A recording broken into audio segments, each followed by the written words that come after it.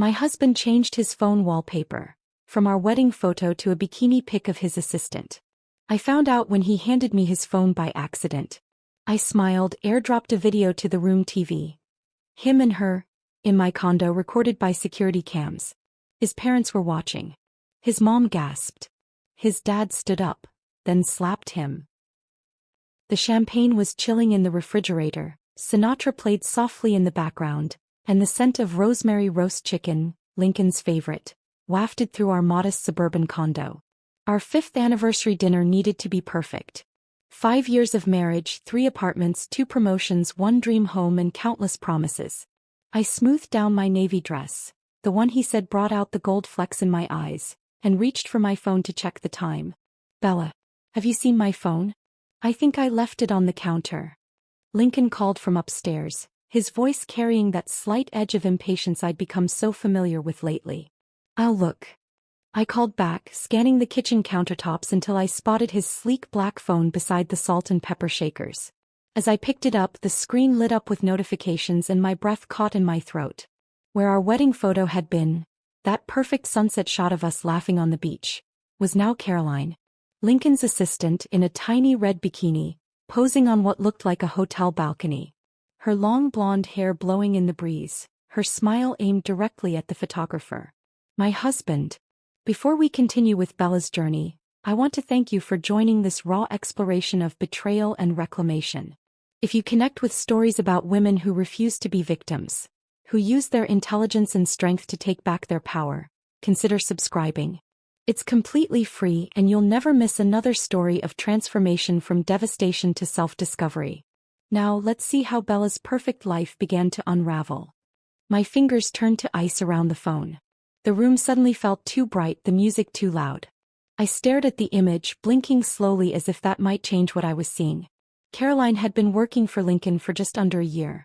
Young, ambitious, with a marketing degree and what my husband had described as fresh ideas for the advertising agency where he was creative director. Did you find it? Lincoln called again and I heard his footsteps on the stairs. With practiced composure, the same I used in courtroom proceedings when opposing counsel threw unexpected evidence my way, I placed the phone back exactly where I'd found it, screen down. It's on the counter, I said, amazed at how steady my voice sounded while my internal world collapsed into rubble. Lincoln entered the kitchen, all 6 feet of him in pressed slacks and the blue button-down I'd given him last Christmas. He smiled, that crooked smile that had once made my heart race for entirely different reasons than it was racing now. Thanks, babe. He grabbed the phone casually, pocketing it without checking the screen. The chicken smells amazing. I watched him pour himself a glass of water, studied the familiar movements of his hands, the wedding band still firmly in place.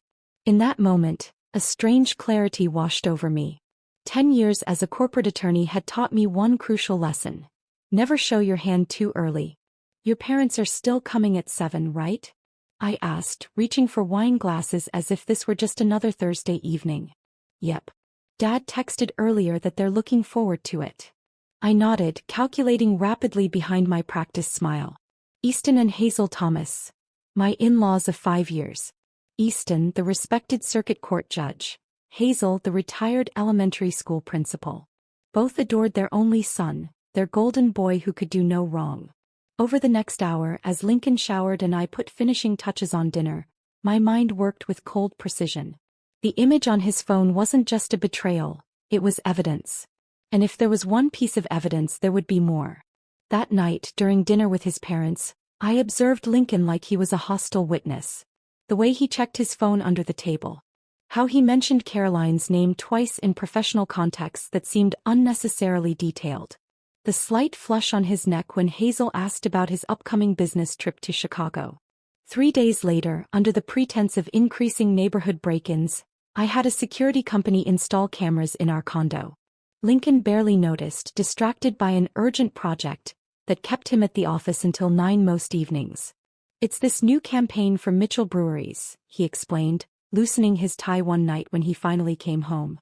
Caroline and I are having to rebuild the entire concept from scratch. I nodded sympathetically, playing the role of supportive wife while my phone silently recorded every camera feed from our home to a private cloud account.